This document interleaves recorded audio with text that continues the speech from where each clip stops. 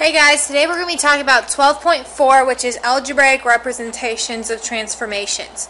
TEK we're going to focus on is 8.10c, which is explain the effect of translations, reflections over the y and the x-axis, and rotations limited to 90 degrees, 180 degrees, 360, as applied to two-dimensional shapes on a coordinate plane using algebraic representation. The part that we're going to focus on in this lesson is the last part of the TEK with the algebraic representation.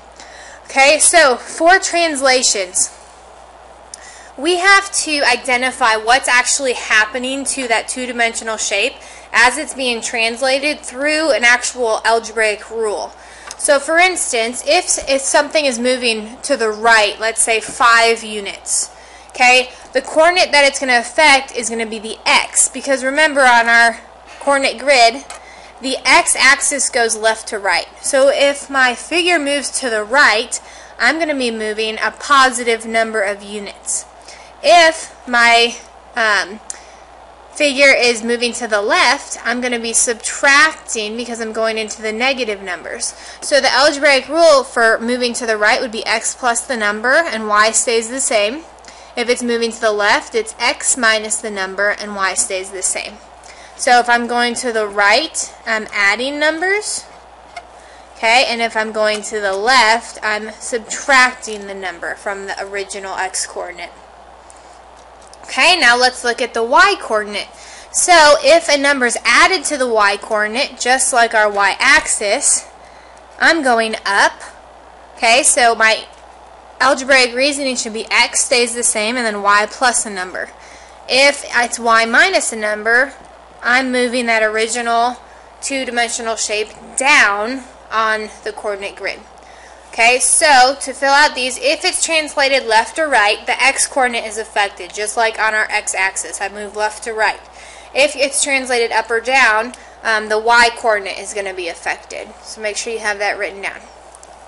Okay, so for instance, in this example, I want to translate 3 units to the right and 1 unit down. Okay, so if I'm looking at the 3 units to the right, okay, what coordinate is being affected here? The x-coordinate is being affected, and since I'm moving to the right 3 units, I look up here, right number of units, right 3 units, I should have x plus what? Should be 3, because I'm moving to the right 3 units. The second part is 1 unit down, so I know it's affecting my y-coordinate, and if I remember, if I go down, I'm going to be going into the negatives, so it should be minus 1 here. So my rule for this this translation is x plus 3 and then y minus 1. So let's go ahead and plot these points right here in the first column of our table. Okay, so x is 0, 0, which is also called our origin. I'm going to label that as x. Y is 2, 3. So I'm going to start at the origin, go over 2 to the right, up 3. And then z is over 4 to the right and down 1. So it should create a triangle. Okay, and remember, we want to use this rule. So we could take every vertex to the right 3 units and down 1. However, we can use the rule at the same time that will figure out the units or the coordinates pretty quickly. So I'm using my rule. So for all the x's, so my 0, 2, and 4, I'm adding 3. And for my y, 0, 3, and 1, I'm going to subtract 1. So notice they wrote the rule for you and how it was applied.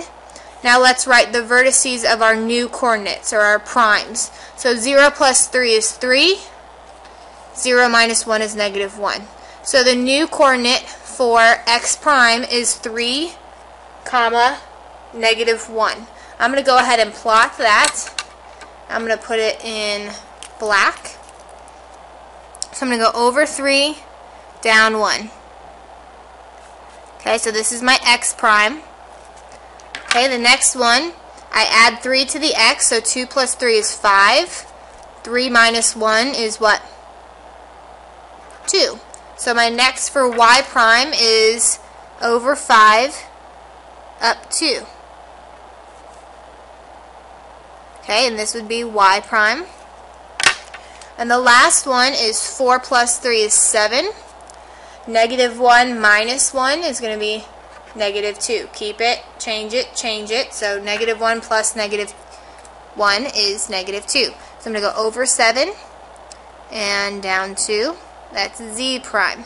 I'm going to connect my points to create that polygon. And notice that it is the same figure, same size, same shape. I'm just translating it to a different location.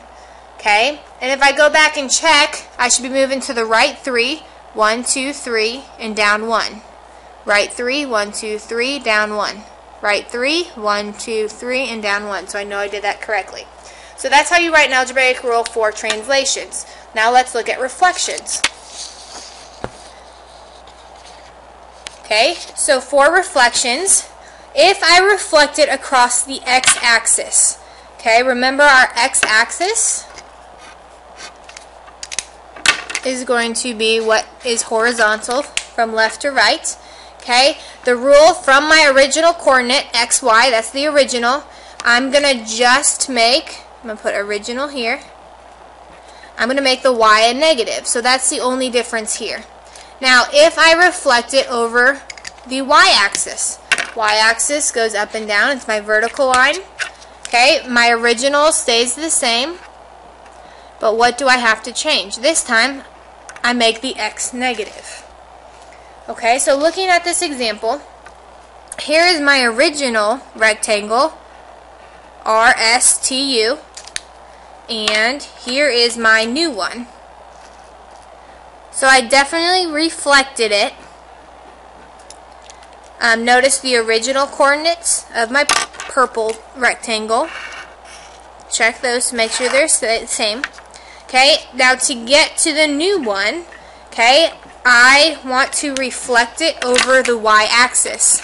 So I always like to highlight where I'm reflecting it. So if I reflect it over the y-axis, I'm going to look at this second rule. Okay, from the original coordinate, I need to now make the x a negative. So I'm going to multiply that x by negative 1 to make it negative. So notice this first one, negative 1 times my original x, which is negative 4, and the y stays the same. Negative 1 times negative 4 is positive 4, which gives us r prime. Okay, negative 1 times negative 1, which is my original, is positive 1. Negative 1 stays for y. Okay, so I followed that rule for every single point or vertex, and I should get a true reflection over the y-axis. Now, what do you notice about the x and the y coordinates of the new image after it's reflected over the y-axis? So take a look at that. Here is the y, or the x's. So what do you notice change there? And then here are the y's. And what do you notice change there? Okay, if I'm looking at what I highlighted yellow, those are my x's. Okay, the only difference that happened, negative 4, 4, negative 1, 1, negative 1, 1, negative 4, 4. The only thing that happened is that it changed from a negative to a positive. So the x coordinates changed signs.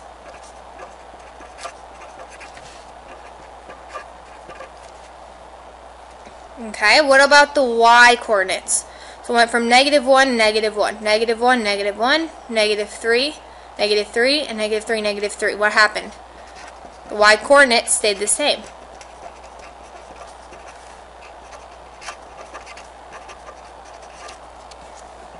Okay, so when we reflect it over the y-axis, this should happen every single time. The x-coordinate changes signs, the y-coordinate stays the same. Okay, let's go ahead and flip it over and see what happens when we reflect over the x-axis now.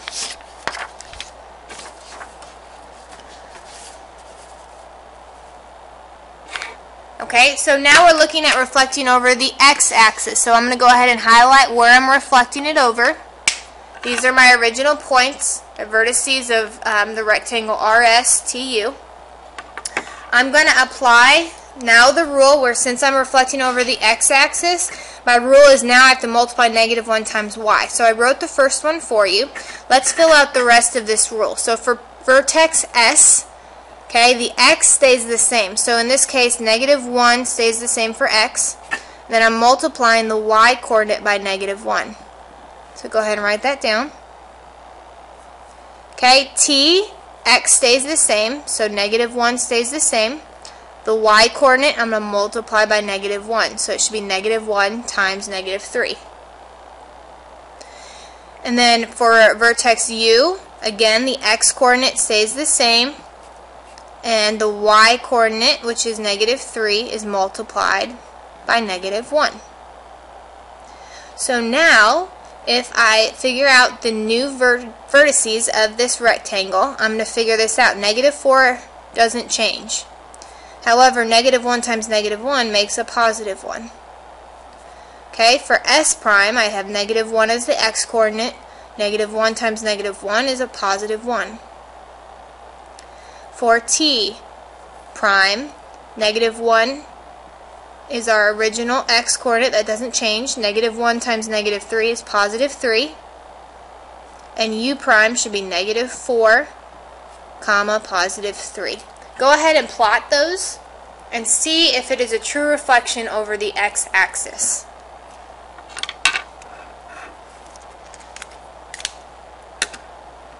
When you're done, it should look like this.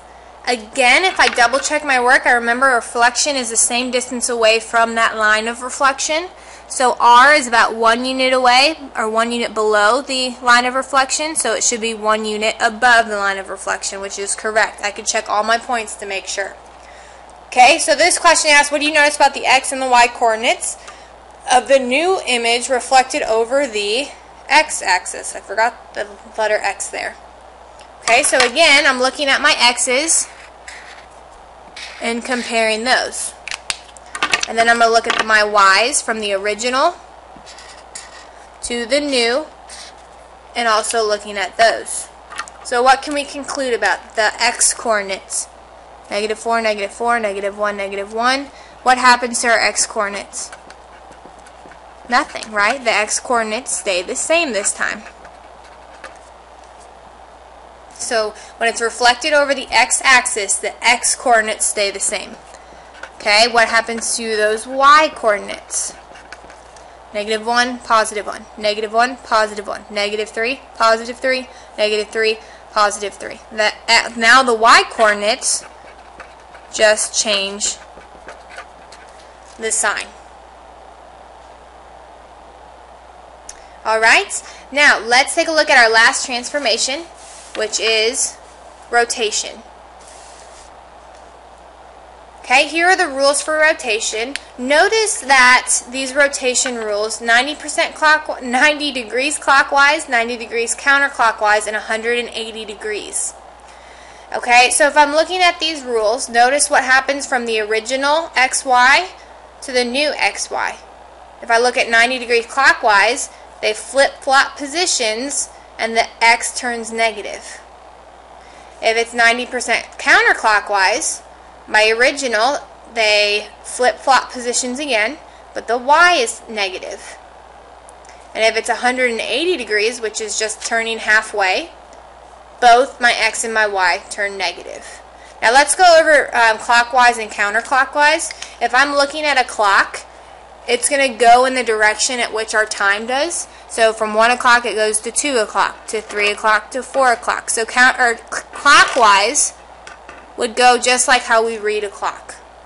Counterclockwise is going the opposite direction. So we're going backwards from 11 o'clock back to 10 o'clock, back to 9 o'clock, back to 8 o'clock. So we're going this way when we're talking about counterclockwise. Okay, so let's see what an example would look like here. Okay, my example is rotate every vertex 90 degrees clockwise.